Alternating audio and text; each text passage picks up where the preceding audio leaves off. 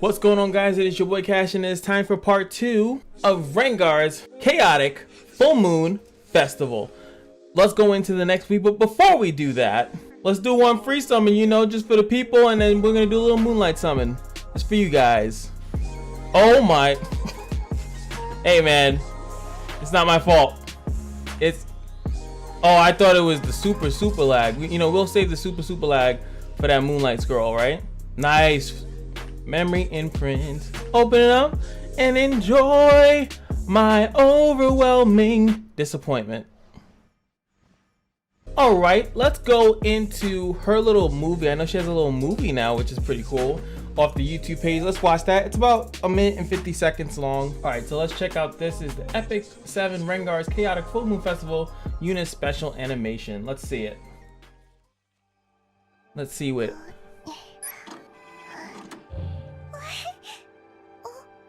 Oh, she's young. Look at all her little backstory. Oh, so this is what she sees. Oh my. Oh no, is that what she saw? Is that Kazrin?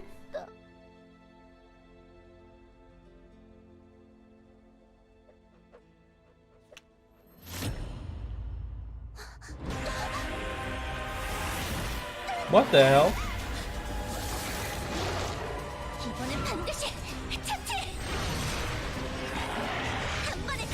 Is she like from Digimon? Wow, Tuna is broken.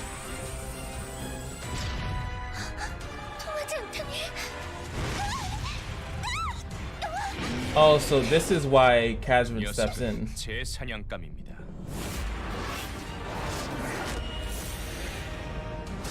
시간의 힘으로도 치유할 수 없는 유일한 존재.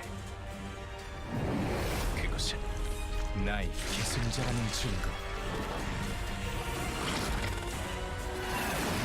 This guy's broken. Can we please get him as a freaking guardian? 전 당신을 섬길 신입니다. 당신만이 Oh, he was in the class. 치유할 수 있습니다. So when people were actually saying that this guy right here was Azli Kazrin in human form, I was like, wait, he already has a human form. What does that mean? But they might actually be right. They definitely look like Kazrin, and he's doing a bunch of favors, which would actually be correct. Also, if you guys paid attention to the first part, part 1, which I'll do the stupid card thing so you can see it. We discovered that that is actually what happened with Yuna. She witnessed her dad get pretty much killed by an unknown in the side of the house or the laboratory or something like that.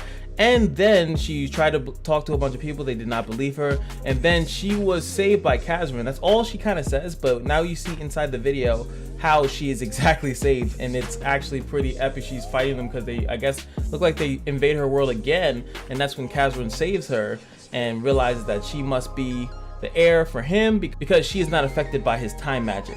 So with that being said, let's go into the second part and see what goodies we can unravel. That's pretty epic to start off with. You know what? That story was so moving, so captivating. I'll give a one big shout out to Epic 7 and their animators, and I have to do this.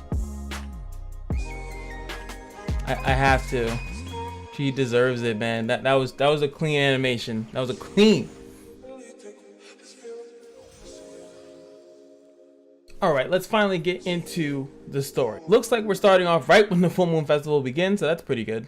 All right, so there's going to be something called the Moon Coin Hunt event, Hunt Coin Moon, whatever. So Raz and Mercedes are actually here, and Arky is also here as well. Karen actually tells Yuna that this event is actually kind of chaotic, but they can't get rid of the event because of how pivotal it is to the actual full moon festival. It's like the main part of the festival. So they have to go through with it. There we go, the Moon Coin Hunt. So now Yuna is actually participating in the event. The way the event works is that you have to gather as much moon coins as possible. According to Karen and Hazel, that you can actually just take coins from people instead of finding them. So people are either going around or beating up a bunch of people. That's why it's so chaotic.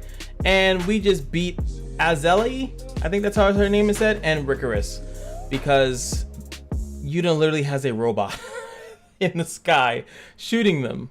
Look, she's so happy about it. It's, oh, now she's happy. This is her true self. Remember, she was all sad in the first part? Now she's like, I can get to steal and beat up people. This is great. And now we just beat up Armin and Sid because they were for some reason collecting them, being all suspicious, and we just beat them for their coins as well. Apparently they were collecting it for a person named Plum. Only been a few days since he was released. What is this? Sometime later. Oh, he's not animated. Well, he's drawn. Yeah, he's not animated. Please show me some mercy. I have 12 children to feed. Damn, he got expelled. Jeez. Wow, you can see her visibly sweating when they see Karen and Yuna. And Adlai, Doris, and Arowell. All garbage units pretty much lost to Yuna. Oh my god, Hazel betrays Yuna to try to get her coins. This is crazy. This is how crazy this event is. Everyone is like betraying everyone. Yuna's beating up everyone. Now Hazel is gonna go fight Yuna for her coins. Before I go into this next segment, I wanted to actually say something that's actually kind of cool. If you guys don't know, every time you're playing these side stories, there's always this time where you have to do a stage a certain amount of times or collect a certain amount of the event currency, and then you can progress. This time they actually did it pretty cool where Hazel is pretty much only challenging Yuna when she gets a certain amount of coins. Even though you had to clear that stage 10 times, it's kind of to allude that now Yuna has acquired enough coins that Hazel is now going to try to fight her in order to take the coins away from Yuna. They also mentioned that Yuna, even though she's beaten so many people, she's actually still not in first place. It's very likely that Zerato or Cirilla is in first place currently, based on rumors. Snitch, snitch. And now it's auxiliary lots! And he lost. We modeled his person. So Yuna helped build auxiliary lots? That's weird. I know he's a doll, but I didn't know that Yuna built him or helped build him with someone else. Now Fighter Maya joins the fray. Fighter Maya is a doll too? I don't remember reading that. So wow, Cirilla and Zerato are supposed to be the best, but it seems as though they're gonna cut the story short and just have it that Cirilla loses to Zerato. Interesting. If I tell you what happened during the duel with Zerato, you'll freak out. He froze the library. The final confrontation. Karen with the disqualification. Okay. About to get spicy. He got disqualified pretty much because he froze the library. Sometime later. And what a surprise, Yuna wins with our help. And they're really mad that she participated. They're like, oh, she cheated or she's just too strong. Which a lot of I skipped over most of it, to be fair. But a lot of them are just complaining that, oh, the president's in this, she's too strong. This is not fair. She's gonna beat us all. So I wonder how Yuna takes all this. She doesn't care. Obviously, the reason why she participated from the get-go is so she can minimize accidents or minimize any bad things that were going to happen. If she was the one that went around and beat everyone and take all the coins, then she would effectively make sure that there's no accidents by letting people kind of fight on their own. By being the overwhelming force in the matter, it's kind of like, it's not fun for them, but it's kind of like if you had to go race against Flash. He'll just do the race real quick, nobody gets hurt. Well, most people should get hurt in a race, but you know, I hope you guys understand what I'm saying. She did that on purpose. Yuna, there's an emergency. An unknown appeared on the path to the square. All students on their way home are in danger. What? And that's pretty much the end of the second part. As you can see here, I can't go to this. You can enter after 5 days. So once another week passes by, we get to go to the after party.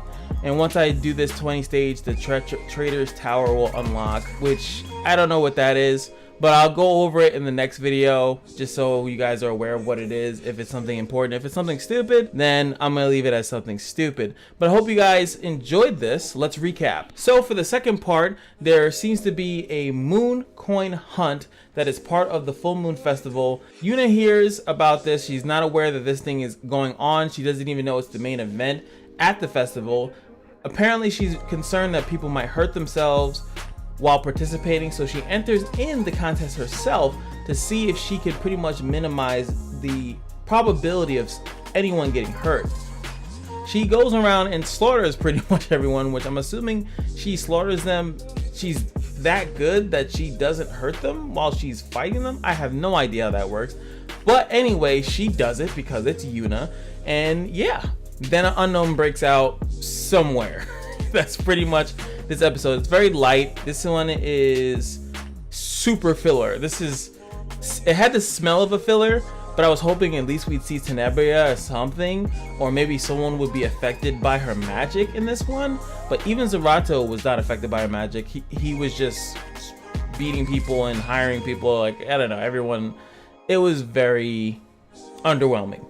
Only thing that was good was the lovely YouTube video that we saw from Epic 7, so shout outs to them. Maybe you want a 6-star my YUNA. I hope that I get her exclusive equipment and get the upgrade. Has a 30% chance to grant allies attack greater on her S2, which would pretty much insta-kill most things. If you're doing like a cleave or a snipe, that's pretty much death. So I really hope that we get the S2. I want all of them so I can switch them around as I see fit, but we'll have to do that. These are little side missions, so eventually I'll get to that.